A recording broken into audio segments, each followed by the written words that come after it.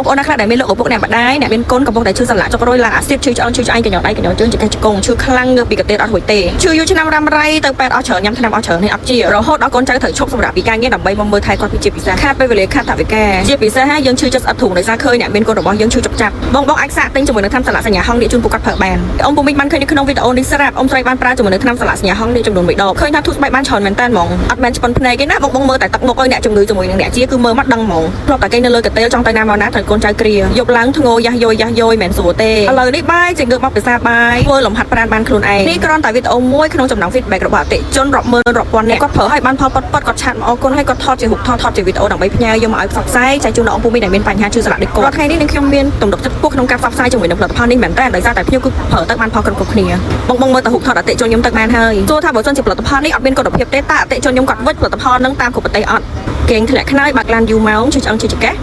លេងកីឡាខ្លាំងឬឧស្សាហ៍មានកម្មវិធីហូបគ្រឿងស្រវឹងធ្វើឲ្យឡើងអាស៊ីតធ្វើឲ្យស្ពកដៃស្ពកជើងទាំងដៃទាំងជើងពិបាកទ្រាំហូបតែមួយសាប់ព្រាទទួលបានផលពិតតើអញ្ចឹងបងសាប់ feedback អតិថិជនខ្ញុំម្នាក់ទៀតទាំងអស់គ្នាបានបាត់ជិះកុំជិះអីហ្នឹងក៏ពេកដានមួយទេ